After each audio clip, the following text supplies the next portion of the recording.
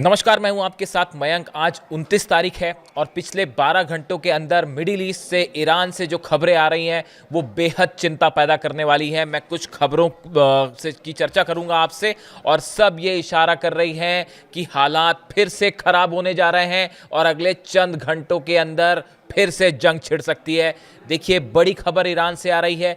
Iran में करीब 5 से 6 ठिकानों में तेल के कुओं में, ऑयल रिजर्व्स में आग लगने की खबरें हैं और यहां पर आग की लपटें देखी जा सकती हैं, धुआं निकलता देखा जा सकता है। देखिए, ईरान के इस ऑयल रिजर्व्स में, तेल के कुओं में, तेल के भंडारों में आग कहीं और से नहीं लगाई गई, अमेरिका या इजराइल की तरफ से नहीं लगाई गई।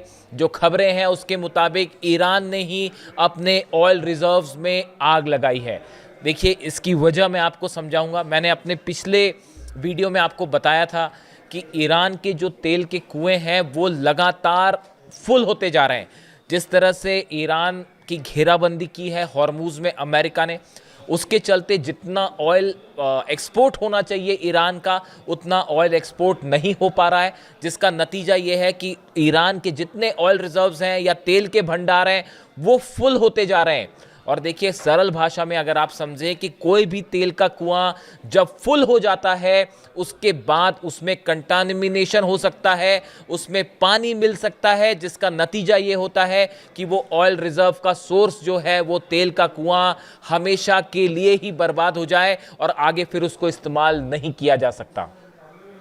कई एक्सपर्ट्स बता रहे हैं कि डोनाल्ड ट्रंप का ये बयान कि अगले 3 दिनों के अंदर कुछ बड़ा होने वाला है, या उन्होंने 3 दिन का वक्त जो ईरान को दिया था वो इसीलिए दिया था क्योंकि ईरान के सारे तेल के कुएं, ऑयल रिजर्व फुल होने जा रहा है। और शायद अमेरिका का प्लान ये था कि इससे ईरान के जो सोर्सेज हैं, नेचुरल सोर्सेज, उनको नुकसान पहुंचेगा और ईरान के कई तेल के कुएं बर्बाद हो सकते हैं।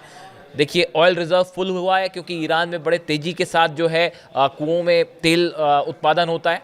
अब उसका नतीजा ये था कि ईरान को हर हालत में अपने इस तेल को उन कुएं से निकालना था, जिसे वहाँ से हटाया गया और जिन कंटेनर्स में रखा गया उसमें आग लगा दी गई है ताकि इस तेल को नष्ट किया जा सके। उन ऑयल के जो कुएं हैं उसमें लेवल को कम किया जा सके, वरना वो तेल के कुएं ही बर्बाद हो जाएंगे।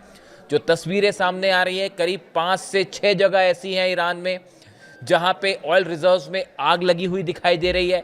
तेल के कुएं और उसके आसपास के जो टैंकर्स थे वो जलते दिखाई दे रहे हैं। मैं आपसे रिपीट करूंगा, ये कोई हमला नहीं है, ये ईरान ने खुद ऐसा किया है ताकि अपने तेल के कुओं को सुरक्षित रखा जा सके।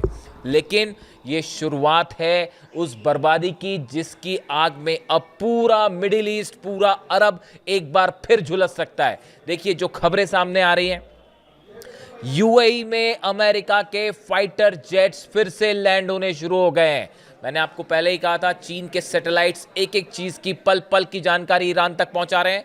और जो नई खबरें सामने आ रही हैं उसके मुताबिक यूएई में एक बार फिर अमेरिका के F-15 फाइटर जेट्स लैंड हो रहे हैं, बड़े हमले की तैयारी हो रही है। इसके अलावा कतर में भी अमेरिकी जेट्स देखे गए हैं, F-35 की लैंडिंग की खबरें आ रही हैं। ये सब कुछ बिल्कुल वैसा हो रहा है जैसा पिछली बार हमले के पहले 40 दिन के पहले हुआ था। जॉर्डन में, यूएई में, कतर में, सब जगह अमेरिकी जेट्स लैंड हो रहे थे। अब हालात फिर वही दिखाई दे रहे हैं। इसके अलावा बड़ी खबर यह है, अमेरिका में एक बड़ी बैठक हुई।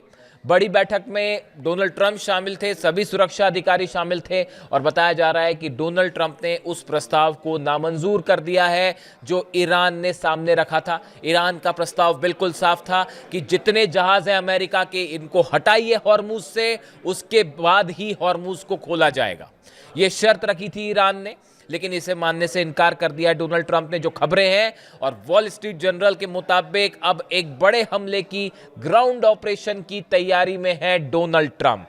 बेन गुरियन एयरपोर्ट में, इजराइल में भी लगातार फाइटर जेट्स की लैंडिंग हो रही है। F-35 जेट्स की लैंडिंग की खबरें हैं बेन गुरियन एयरपोर्ट पर। इजराइल ने इंटरनल इमरजेंसी को 7 मई तक के लिए बढ़ा दिया है। ये वो मेजर्स होते हैं, वो कदम हैं जो जंग के ठीक पहले उठाए जाते हैं। इसके अलावा आप देखें, जो बड़ा डेवलपमेंट है, जहाज़ों के डिप्लॉयमेंट। मैंने आपको बताया कि 3 एयरक्राफ्ट कैरियर पहले से मौजूद थे, Abraham Lincoln, Gerald R Ford और जॉर्ज डब्ल्यू बुश, अब आइजनहावर भी मिडिल ईस्ट पहुंच चुका है। और सबसे बड़ी बात यह है, अब्राहम लिंकन सिर्फ ईरान की सीमा से 200 मील की दूरी पर है, यानी ये वो स्ट्राइकिंग पॉइंट है जहां से कभी भी हमला किया जा सकता है। और जो खबरें आ रही हैं, अमेरिका का मीडिया जो दावा कर रहा है कि ईरान का खार्ग आइलैंड पे किसी भी क्षण, किसी भी पल हमला हो सकता है। डोनाल्ड ट्रंप ने यह साफ कर दिया है कि देखिए, मामला यूरेनियम पर आके फंस गया है, न्यूक्लियर प्रोग्राम पर आकर फंस गया है। मैंने आपको पहले ही कहा था, न्यूक्लियर प्रोग्राम को लेकर कोई समझौता नहीं करेगा ईरान, यूरेनियम को लेकर अब कोई समझौता नहीं हो सकता। और ये बात ईरान ने साफ कर दी है, हम यूरेनियम पे और न्यूक्लियर प्रोग्राम पर बात ही नहीं करेंगे। पहले आप अपने ब्लॉकेड जो बना रखे हैं, जो जहाज खड़े हुए हैं, उसको हटाइए, उसके बाद ही हॉर्मुज को खोला जाएगा। इस मुद्दे को लेकर अब अमेरिका और ईरान की बातचीत में बड़ा फंडामेंटल डेडलॉक खड़ा हो गया है।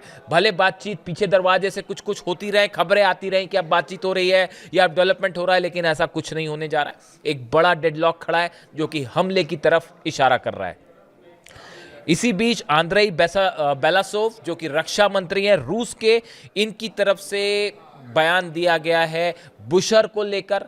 अब ईरान का वो न्यूक्लियर प्लांट जो रूस की मदद से चलता है, यहां पर किसी भी तरह के हमले पूरे मिडिल ईस्ट में एक परमाणु जंग को छेड़ सकते हैं, परमाणु हादसा हो सकता है। देखिए, मैं बार बार आपको इस बात को कहता रहा कि चाहे बुशर से रेडिएशन हो, चाहे डिमोना से, इजराइल से रेडिएशन हो, अगर एक भी मिसाइल किसी न्यूक्लियर साइट पर सीधा गिरती है, उसका नतीजा होगा न सऊदी अरब बचेगा, ना यूएई बचेगा, ना जॉर्डन, ना कतर, ना ईरान, ना इजराइल, कुछ नहीं बचेगा। पूरा मिडिल ईस्ट तबाह हो सकता है। अब यही बात रूस के रक्षा मंत्री ने कही है, अमेरिका को सीधी सीधी वार्निंग दी है, इजराइल को वार्निंग दी है कि अगर बुशर पर हमले होते हैं तो इसका नतीजा होगा एक भयंकर परमाणु हादसा। इसके अलावा देखिए, ईरान के सांसद हैं हुसैन साबती साहब, इनकी तरफ से दावा किया गया, इनकी तरफ से भी बड़ी बात कही गई है।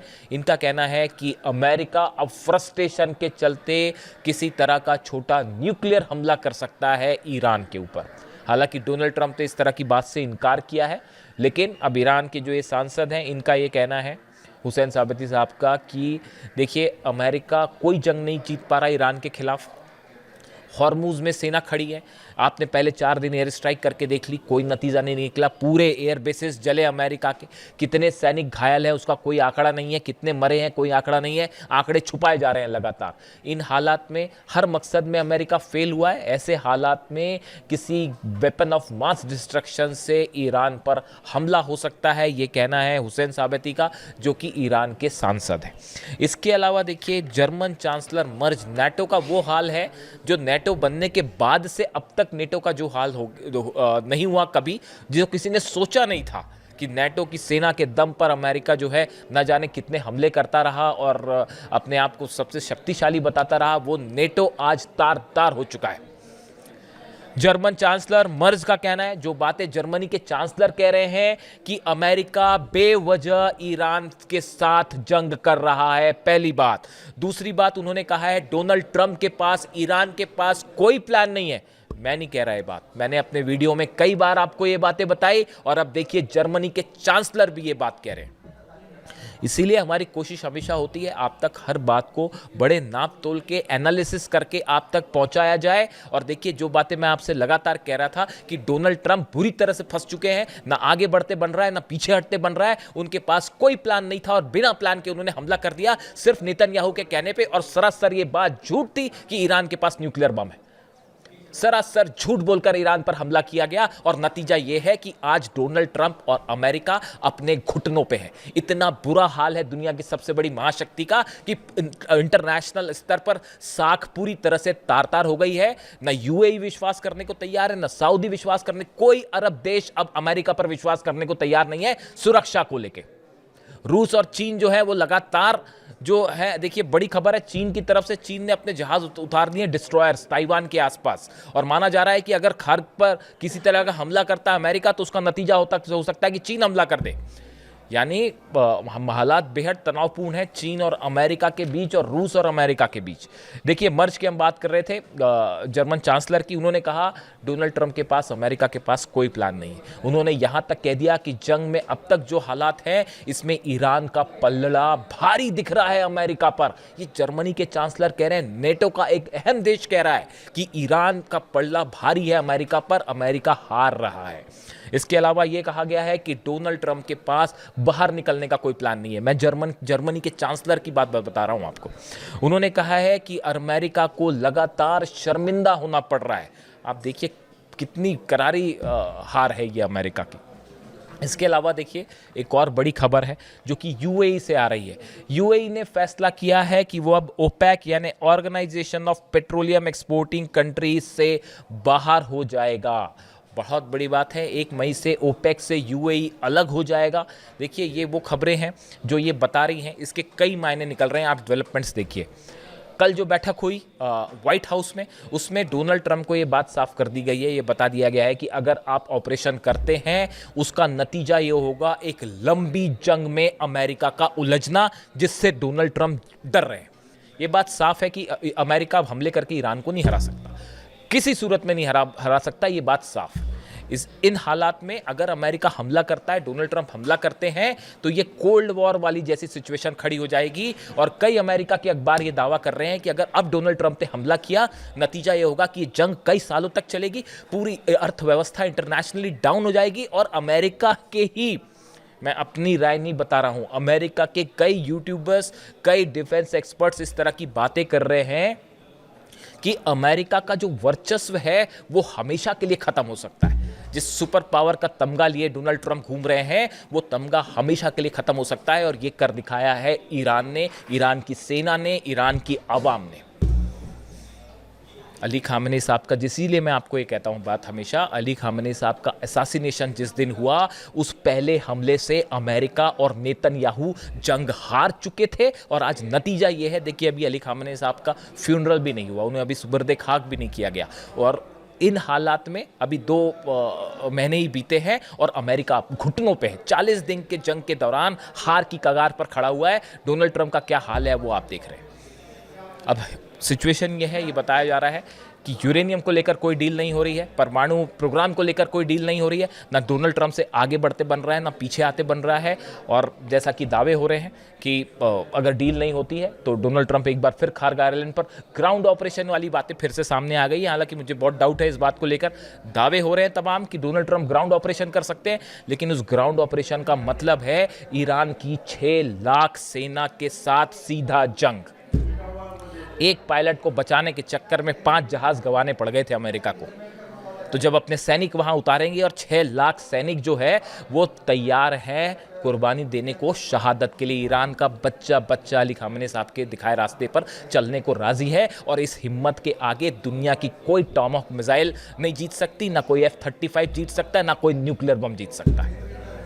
ये ईरान का जो हौसला है, यही सबसे बड़ा न्यूक्लियर बम है ईरान का, और इससे बड़ी और कोई ताकत नहीं हो सकती। तो अब डोनाल्ड ट्रंप ग्राउंड ऑपरेशन करेंगे या नहीं करेंगे, मुझे तो डाउट है, शायद ही कर पाए। हाँ, हवाई हमले हो सकते हैं, जिसका संकेत है चौथा एयरक्राफ्ट कैरियर भेजने का मतलब ही यही है कि कोई मिलिट्री ऑपरेशन होने जा रहा है। जिस तरह से मूवमेंट है यूएई, कतर, अब देखिए यहाँ फिर जहाज उतरने लगे हैं अमेरिका के, और उसका नतीजा ये है जो ईरान ने कहा है, बाब अल मंदेब बंद किया जाएगा। और अरब के जितने तेल के कुएं हैं, जो ईरान की सेना ने कहा है एक कुएं के बदले 4 जलेंगे।